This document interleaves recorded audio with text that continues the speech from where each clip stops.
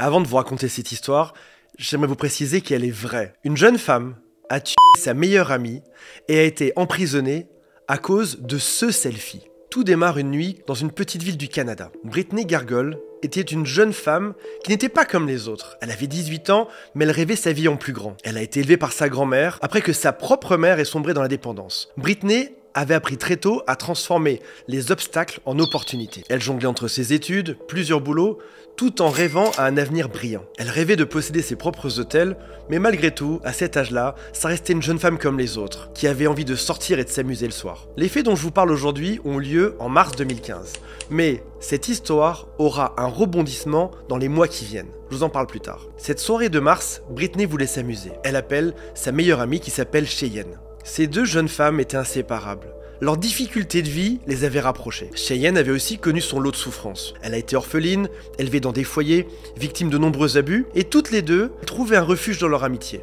Elles commencent leur soirée en s'arrêtant chez une amie commune.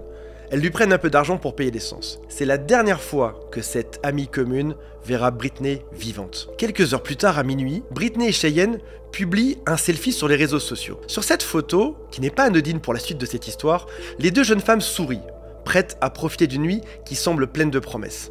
Dans l'image, un détail passera longtemps inaperçu, mais celui-ci finira par jouer un rôle clé dans cette histoire. Le lendemain matin, un automobiliste emprunte une route isolée, en périphérie de cette ville, et il aperçoit quelque chose d'inhabituel près d'une décharge. En s'approchant, curieux, il fait une découverte qui est terrifiante. Il découvre le corps sans vie de cette jeune fille, Brittney. Brittney gît par terre, froide, et ses chaussures ont disparu. La scène évoquait une violence inexplicable. Des marques autour de son cou trahissaient une dispute brutale. À côté du corps, les enquêteurs trouvent une ceinture noire tressée négligemment abandonnée.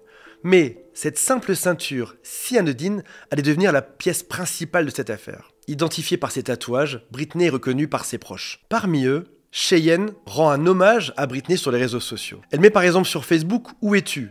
J'espère que tu es rentrée saine et sauve ». Ou encore plus tard, elle écrit « Tu me manques tellement Brittney, tu étais trop jeune pour partir ». À première vue, rien ne semblait incriminer Cheyenne. Elle expliquait aux enquêteurs que cette nuit-là, les deux amis avaient bu et fréquenté plusieurs bars avant de se séparer. Brittney, selon Cheyenne, avait rejoint un homme d'une trentaine d'années. Cheyenne a affirmé être rentrée chez son oncle qui, par la suite, confirma son alibi. Mais rapidement, son histoire n'était plus crédible. Quand on regardait la vidéosurveillance, on ne voyait pas Cheyenne chez son oncle le soir-là. Alors les enquêteurs interrogent à nouveau cet oncle, qui finit par avouer que Cheyenne lui a demandé de mentir. Cheyenne raconte alors une autre version des faits. Elles auraient bu beaucoup, et puis après ça, elles auraient suivi deux hommes dans la chambre d'un hôtel. Une dispute aurait alors éclaté à propos de substances illicites, et Brittney aurait été agressée par ces deux hommes sous ses yeux. Cette histoire ne tenait pas la route non plus. Il n'y avait aucun élément pour montrer que cette version des faits était réelle. Pendant les 2 ans qui suivent, les enquêteurs tournent en rond. Ils n'arrivent pas à comprendre ce qui s'est passé. Ils savent très bien que Cheyenne ne raconte pas la vérité, mais il leur manquait une preuve irréfutable. Puis un jour, donc 2 ans après, en 2017, ils revoient ce selfie à nouveau. Celui sur lequel on voit les deux jeunes femmes, posté quelques heures avant la fin tragique de Brittney. Et à ce moment-là, tout devient limpide. La ceinture noire tressée que portait Cheyenne sur cette photo était la même que celle retrouvée sur la scène du crime. Les tests d'ADN confirmèrent la présence de Brittney et de Cheyenne sur cet objet. Cette même ceinture qui avait été vue par des milliers de personnes sur les réseaux sociaux était la preuve de l'arme du crime. Confrontée à l'évidence, Cheyenne finit par avouer. Elle craque. Elle avoue que cette nuit-là, elles ont beaucoup bu. Et aussi, elles ont consommé des substances illicites. Elle dit aussi qu'elles se sont disputées.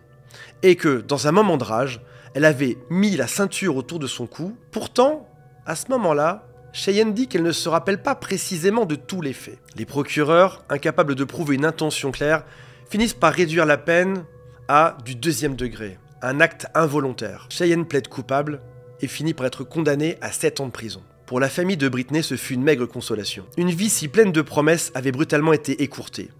La belle-mère de Brittney dit « ce n'est pas juste ». Ou encore « rien ne pourra nous ramener Brittney ». Cette histoire, c'est celle d'une trahison inimaginable, mais aussi celle d'une enquête où un simple détail peut tout révéler. Les questions encore aujourd'hui restent nombreuses. Est-ce que l'acte a été prémédité ? Qu'est-ce qui a mené à ce déchaînement de violence ? Cheyenne a plusieurs fois demandé à ce qu'on réduise sa peine, ça a plusieurs fois été refusé, et le Service correctionnel du Canada a confirmé récemment que la peine de prison de Cheyenne se terminera le 18 avril 2025.